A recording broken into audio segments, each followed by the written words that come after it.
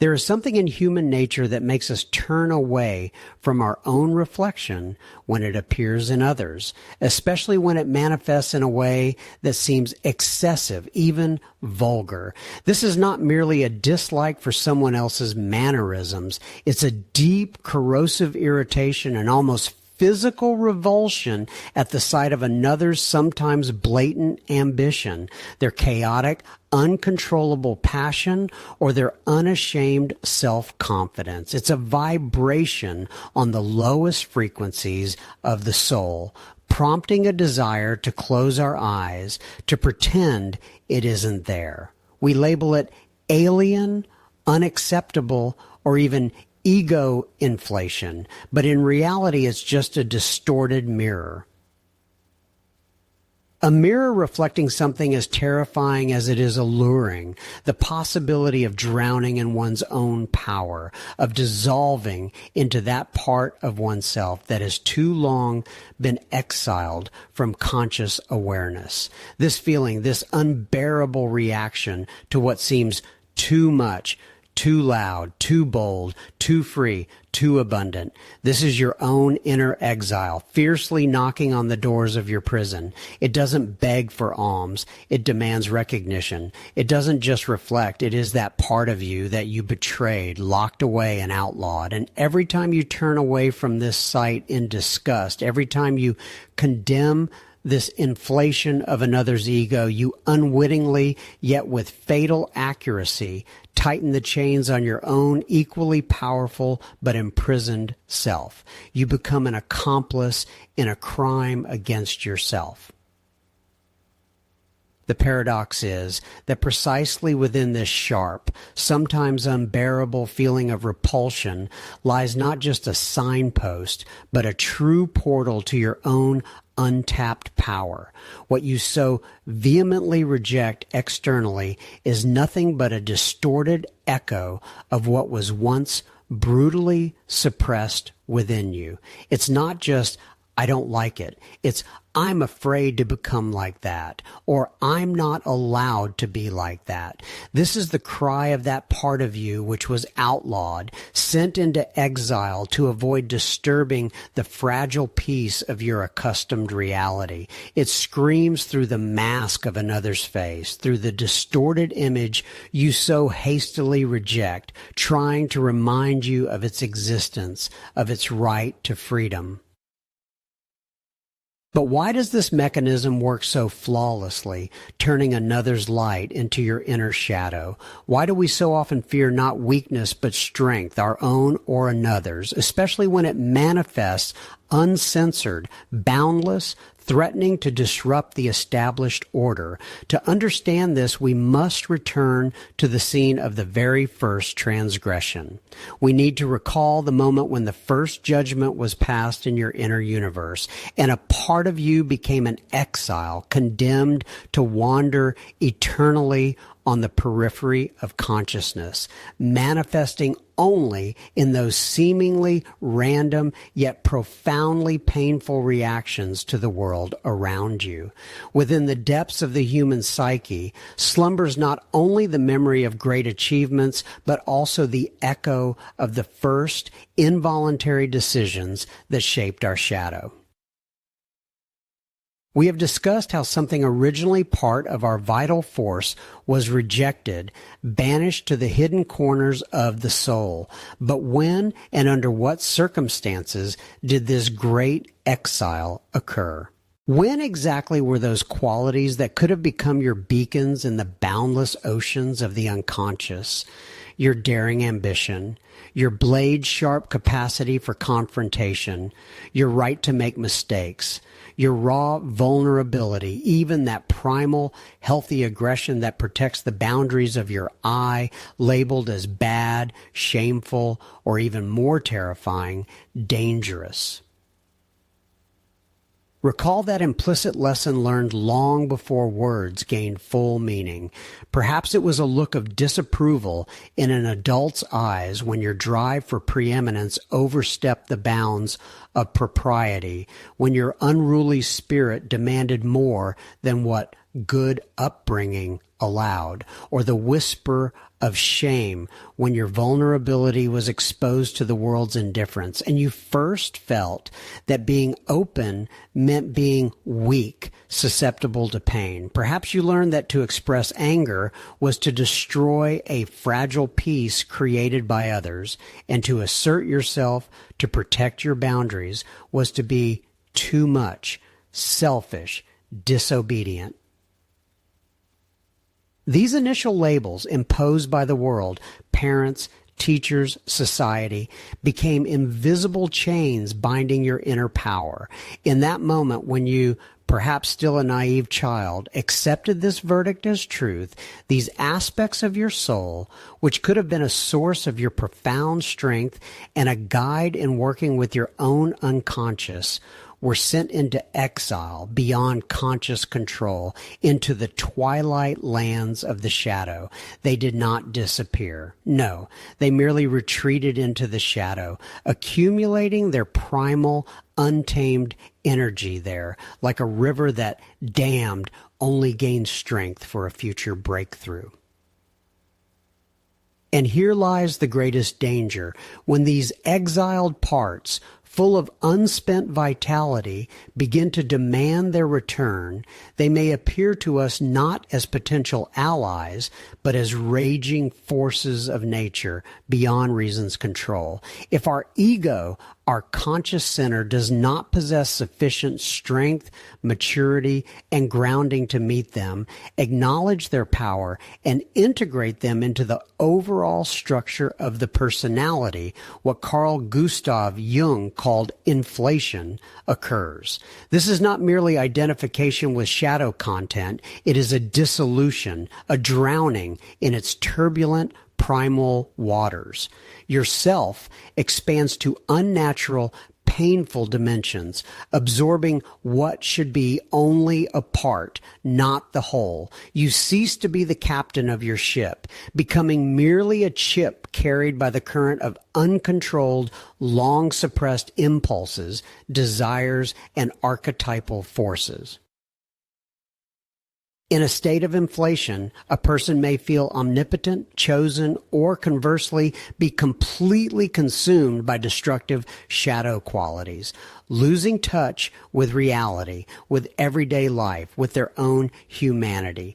They risk losing themselves, dissolving into the very power that was once exiled but never assimilated by consciousness. Understanding these root causes, recognizing the moment of the first judgment, is the key to safely bringing the exiles home. For only by knowing the origin can one chart the correct path to healing and reunification. It is this awareness of early rejection that forms the foundation for understanding how these exiles continue to influence us, manifesting through projections and unresolved conflicts in our lives. What was once rejected does not vanish into oblivion. It merely changes form, gaining strength in the underworld of the unconscious. The exiled qualities, those very fragments of the soul that did not fit into the rigid frameworks of the conscious I or societal morality, do not simply dissipate into thin air. They continue to live, but outside the field of our awareness, like invisible yet powerful currents beneath the surface of a calm river. This phenomenon, in its essence, is projection, a universal principle by which our internal non-acceptance manifests in the external world. We turn away from our own shadow, but it does not retreat. Instead, it cloaks itself in the guise of others, appearing to us in the faces and actions that provoke irrational irritation, contempt, or even hatred. This is an ancient mechanism, deeply rooted in the psyche. Those qualities that were condemned to exile from the tribe of our inner world begin to compulsively haunt us from without. We see in others what we cannot or will not acknowledge in ourselves, thereby projecting onto them our own once rejected aspects. In this sense, projection is not merely a perceptual error, but rather an energetic unpaid bill presented to us by our own soul. Those impulses, those desires, those parts of our nature that were suppressed demand their recognition, their integration. Their energy does not disappear. It accumulates, becoming ever more potent until it finds an outlet. A classic example of such tragic self-deception is presented in Robert Louis Stevenson's novella, The Strange Case of Dr. Jekyll and Mr. Hyde. Dr. Jekyll, attempting to purify his conscious life of any base and immoral manifestations, creates an elixir intended to separate his evil essence from his good. He did not attempt to integrate his shadow, but rather sought its complete rejection, its isolation into a separate being. As a result, instead of dissolving the shadow, he gave it an independent life in the form of Mr. Hyde. As Jekyll delved deeper into the experiment, Hyde became increasingly dominant. His malice and primitive power grew, consuming Jekyll's reason and will. This is not merely projection. It is an illustration of the phenomenon of inflation, when the conscious ego, instead of assimilating the shadow content, becomes overwhelmed and consumed by it. Jekyll loses control. His self inflates to Hyde's monstrous proportions, losing connection with reality and his own principles. This is a stark lesson that attempting to sever and exile the shadow instead of embracing it only grants it monstrous power, capable of consuming and destroying the personality. When we fail to recognize these universal principles, when we continue to ignore the signals emanating from our inner exiles, we risk not only getting lost, but drowning in the flow of the unconscious, where the boundaries between I and not I blur, and the most dangerous manifestations of the shadow gain power over us, often appearing through those we so fiercely condemn. And here we stand at the threshold of that abyss where the shadow doesn't just whisper from the depths, but threatens to engulf consciousness entirely. If our inner exiles, those parts of us cast into the gloom of the unconscious, are not integrated but merely suppressed, they are capable of rising up, bringing not healing but chaos. This is the phenomenon Jung termed inflation, a state where the ego, our conscious center, becomes overwhelmed or even consumed by powerful, unconscious content. A person in such a state loses touch with reality. Their personality inflates to grotesque proportions, becoming a caricature of potential. Look around. Who do you see that evokes not just dislike, but a deep, irrational aversion? Whose mannerisms, beliefs, or lifestyle make you feel almost physical irritation, contempt, or even hidden hatred? Often these figures become mirrors of our own unintegrated shadow aspects, especially those that threaten inflation. There is, for example, the Pseudo-Guru, a figure exuding a false light. He speaks of enlightenment, higher dimensions, and karmic debts, but his words are empty and his gaze is cold. He is drowned in his own illusion of grandeur. Identifying himself with archetypal knowledge, he is only superficially touched. His ego, instead of being a guide, has become a prisoner of an inflated fantasy, convinced of its exceptionality. He preaches freedom, but is himself a slave to his own pride, seeing in everyone who doubts him only the unenlightened.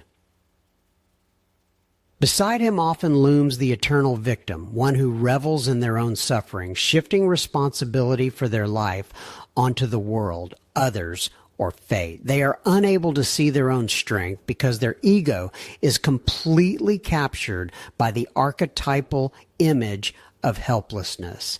Every event in their life is further proof of their unbearable plight, and any attempt to help is perceived as an infringement on their right to be miserable. Hidden in their shadow is a powerful yet distorted need for attention and control through guilt manipulation.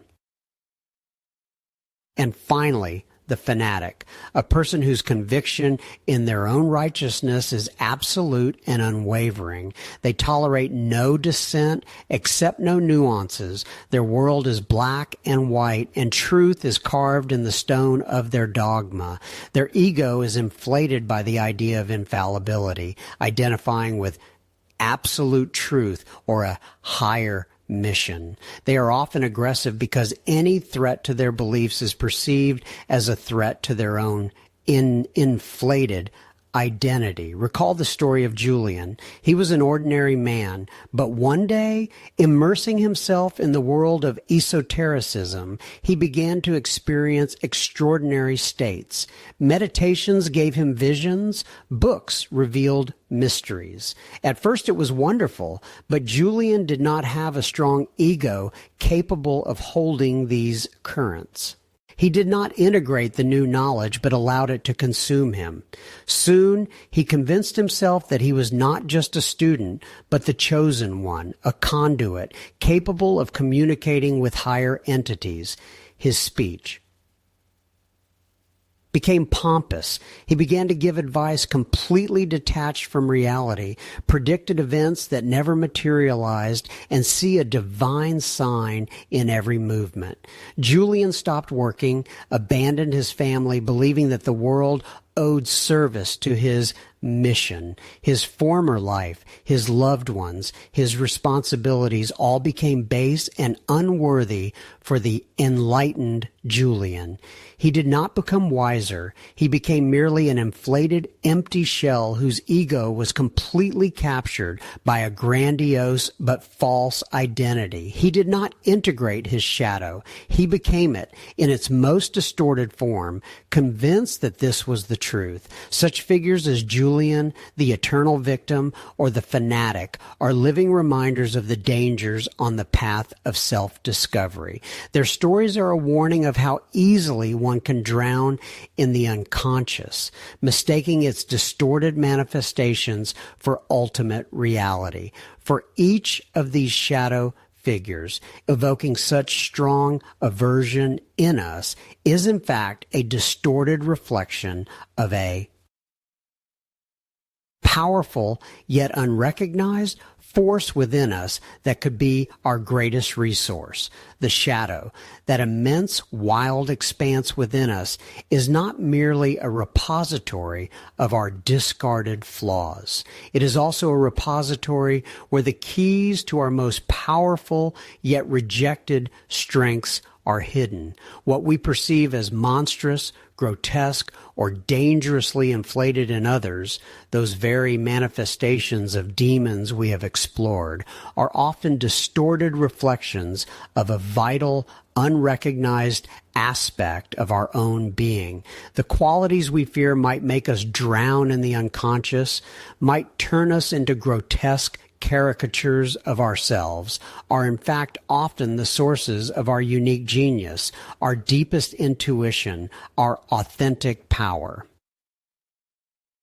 Consider the Pseudo-Guru, a figure from whom we instinctively recoil, seeing an inflated ego and for empty grandiosity built on borrowed wisdom. Yet beneath this puffed-up exterior lies an exiled right to profound spiritual insight, to trust one's inner compass without external validation, to embrace a deep, perhaps even mystical connection with the collective human spirit. Perhaps in your vigilance against self-deception and false authority, you have exiled your own capacity for genuine spiritual experience, for intuitive knowledge that transcends logic. Have you silenced the quiet voice of your soul, fearing it might lead you astray, turning you into a parody of the very wisdom you seek? Perhaps the truth is that you have exiled your right to be a guide,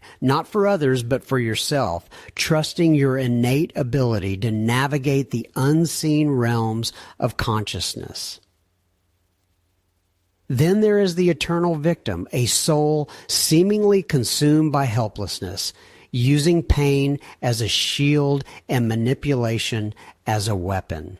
Our aversion to such a state often stems from a deep fear of losing control, of succumbing to weakness. But what if this perceived weakness, this complete surrender, is a distorted echo of a deeply human and necessary capacity, the right to vulnerability, the right to acknowledge pain, to seek solace, to lean on others without shame? When we exile this part, fearing we will become perpetually dependent, we often sacrifice our capacity for genuine empathy, for true connection forged in shared fragility. We deny ourselves the profound relief that comes from acknowledging our limits, from allowing others to see our brokenness, and from the quiet strength found in accepting help.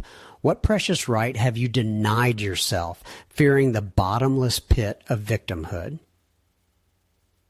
Was it the right to truly feel your pain, to surrender to healing, or to connect with others through shared human suffering? And finally, the fanatic, whose rigid convictions and uncompromising righteousness repel us with their intolerance. We see the danger of absolute certainty, the destructive potential inherent in unwavering faith. But what vital force is contained within this caricature? It is the powerful, undistorted force of conviction, the courage to stand firm in one's truth, a fierce loyalty to one's deepest values. In our commendable pursuit of open-mindedness, of nuanced understanding, have we perhaps exiled our own capacity for passionate commitment? Have we denied ourselves the right to hold strong, unwavering beliefs, to assert our truth even when unpopular, to defend what we hold sacred with unyielding resolve? The fear of becoming a fanatic often causes us to dilute our own convictions, to avoid anything that smacks of certainty, leaving us adrift in a sea of relativism, unable to fully commit to our authentic path. These exiled aspects, once vibrant forces, become distorted in the shadow, not because they are inherently evil, but because they are denied their rightful place in the sun of conscious awareness. They are not monsters themselves, but distorted reflections of our unrealized potential, our unrecognized power. And the questions we must courageously confront are these: what invaluable right, what powerful capacity, what unique manifestation of yourself have you exiled into the dark corners of your being, fearing it would make you drown in the very depths that promise liberation? What part of your authentic self have you deemed too dangerous, too inflated to integrate? It is precisely this act of exile, this self-imposed confinement, that often dictates the subtle yet profound ways we navigate our inner landscape and the choices we make in the unfolding tapestry of our lives. The whispers began long before you consciously heard them. They echoed from the forgotten chambers of your own psyche, from those very qualities you banished to the deepest corners of your your being. Remember the figures we unveiled in our last chapter: the Pseudo-Guru, the eternal victim, the Fanatic. These distorted reflections of power, vulnerability, and conviction, once perceived as monstrous, cast a long, chilling shadow over your path to self-discovery. For many, the greatest fear is not the darkness itself, but the terror of becoming what they despise, of losing themselves in the uncharted ocean of the unconscious, of succumbing to the very inflation they observe in others. This primal fear, this dread of drowning in the untamed force of one's own shadow, often compels you to make choices that ironically sabotage your deepest aspirations. Consider the soul yearning for authentic leadership, for the wisdom to guide others, yet consistently shrinking from any position of influence. This person may have witnessed the empty pomposity of a pseudo-guru or felt the sting of their own nascent ego being dismissed as arrogance in youth. Now, the fear of becoming that inflated figure, a charlatan, a self-proclaimed messiah, causes them to systematically undermine their own authority. They may deliberately work below their capacity, refuse deserved promotions, or even sabotage opportunities to share their genuine insights, preferring the safety of obscurity to the perceived risk of pride. Their potential, a living spring, remains capped, its waters never reaching those who thirst. The suffering here is a quiet desperation, a life lived below its true capacity, fueled by the nagging question, what if I become one of them? Or perhaps you recognize someone who yearns for deep connection, the intimacy that only true vulnerability can foster, yet lives behind an impenetrable emotional fortress. This soul, perhaps having witnessed the manipulative helplessness of the eternal victim or felt the shame of their own needs being exploited, now recoils from any hint of perceived weakness. The very thought of allowing themselves to be truly seen, truly reliant, is anxiety-inducing. What if I become a burden? What if my pain turns me into the manipulative creature I despise? So they build walls, projecting an image of unwavering strength, denying their own tender spots. This excessive control, born of fear, condemns them to profound loneliness and inability to receive the very love and support they need, all to avoid the imagined abyss of becoming a victim. Their life becomes a lonely vigil, a testament to the fear of true human fragility. And there are those who possess a fierce, unwavering conviction, a powerful inner fire for justice or truth, yet find themselves paralyzed when confronted with injustice. They have seen the destructive zeal of the fanatic, the rigid intolerance that stifles dissent, and they vow never to embody such power.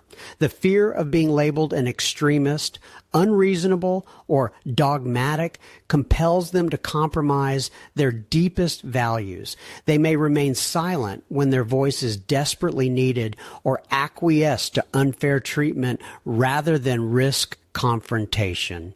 This self-imposed silence, this conscious suppression of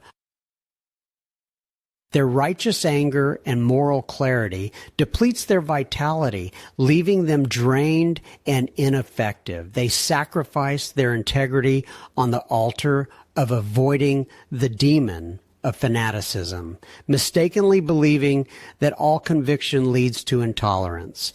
But isn't it wise, you might ask, to avoid these extremes? Isn't it a sign of maturity to moderate ambition, control emotions, and be open-minded? Indeed, wisdom lies not in embracing the distorted manifestation, but in understanding the raw, potent energy behind it. The problem is not with healthy ambition that drives innovation, nor with genuine vulnerability that fosters connection, nor with steadfast conviction that upholds justice. The danger lies in your fear of these forces, a fear that prevents you from consciously integrating and directing them. This fear is a cage locking away not only the monsters, but the very keys to your power. It tells you that the only way to avoid drowning is never to enter the water, thereby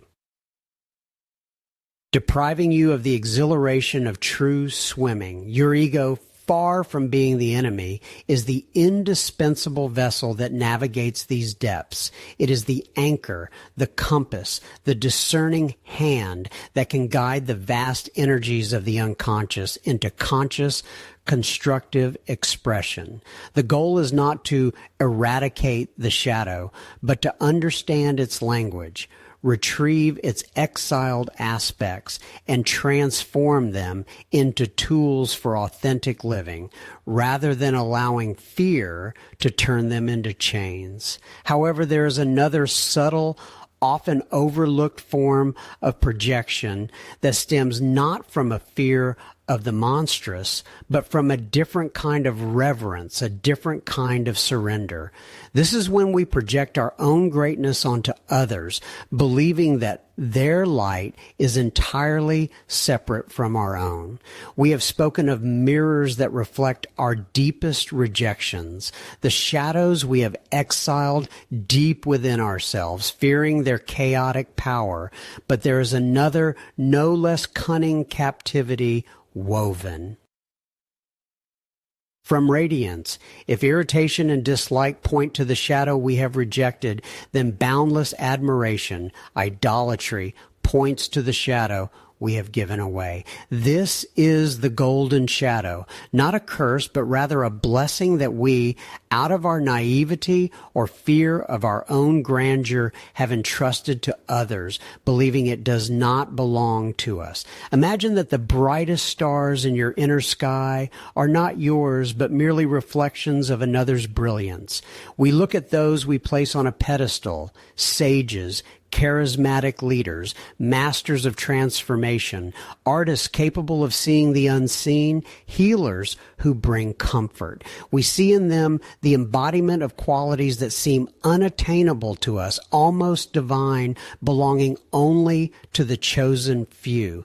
And in this act of selfless admiration, we unwittingly commit the greatest self-robbery. We sever from our conscious ego our own potentials, our intuition, our capacity for deep understanding, our inner strength, our true charisma. We project onto them our own wisdom, our capacity for transformation, our right to greatness and self-realization.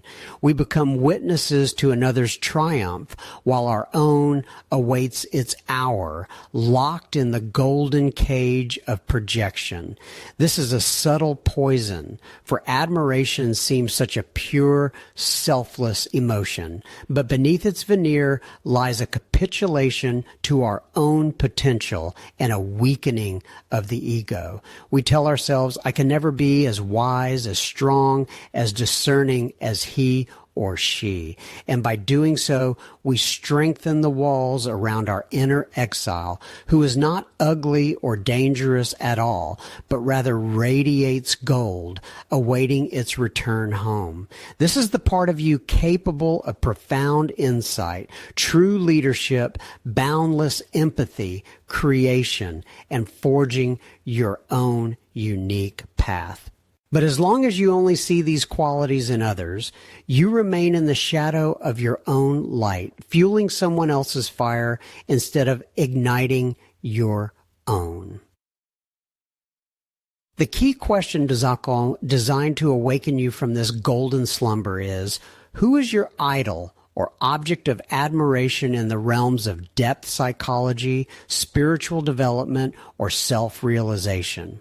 What are your own talents and unrealized abilities? For example, wisdom, intuition, charisma, inner strength, the capacity for transformation that you have given to them, considering them unattainable for yourself.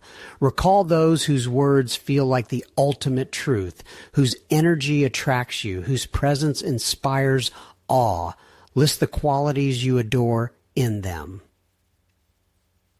Now, dare you look at these qualities as an echo of your own unrevealed greatness? Dare you see in them a reflection of what already lives within you, awaiting recognition, integration, and embodiment? This is not merely an act of self-analysis. It is a call to return home. For just like dark shadows, these golden projections, when unintegrated, can lead to the same inflation, but of a different kind, where instead of becoming ourselves, we turn into a pale copy or a perpetual admirer, dissolving in another's radiance and losing our own foundation. We can drown not only in the swamp of rejected fears and suppressed aggression, but also in the ocean of another's, yet essentially our own magnificence. The true path to wholeness lies in realizing that everything we see externally is merely a reflection of our inner world, and it requires not only accepting what we have rejected, but also reclaiming what we have given away. We have discussed the shadow, its alluring and destructive power, and how, like an inner exile, it strives to return home. But how do we embrace it without drowning in its currents, without allowing it to seize the helm of consciousness? The phenomenon of inflation is not just a metaphor. It is a real flooding of consciousness with unconscious content, where the ego, deprived of its anchors, dissolves in the waves of exiled energies. It ceases to be a guide, transforming into a puppet of its own shadow, and then into its distorted embodiment, whether a pseudo-guru, an eternal victim, or a fanatic.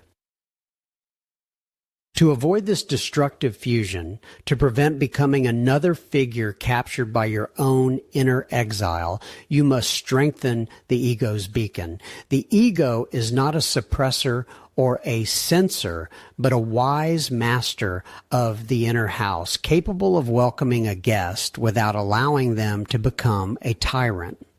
Its task is not to banish, but to integrate, to give voice to those aspects that were once rejected, but can now serve your wholeness. In moments when inner dialogue becomes particularly intense, when you feel the waves of the unconscious threatening to wash away the shores of consciousness, return to your anchor.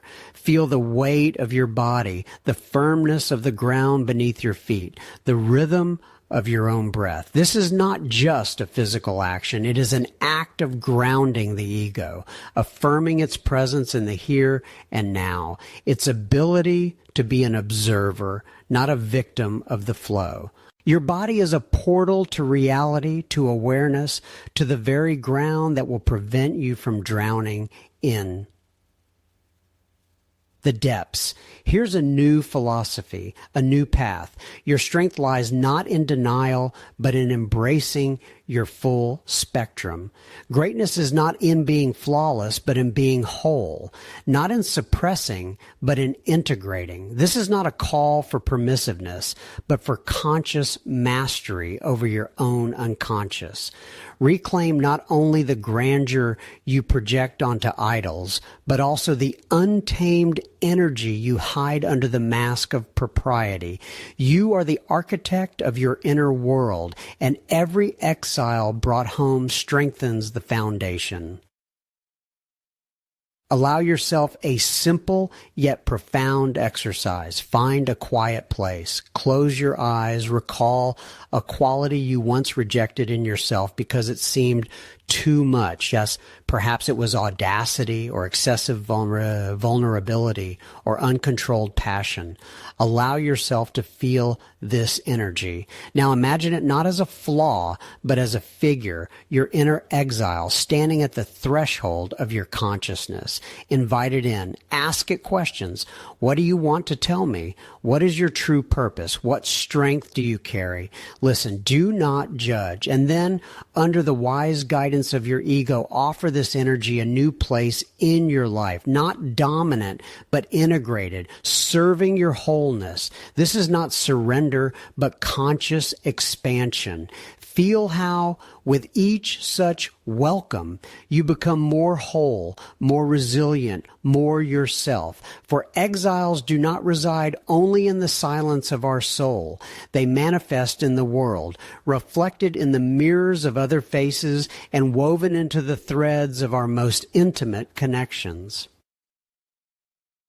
And this dance of projections is the next chapter of our journey.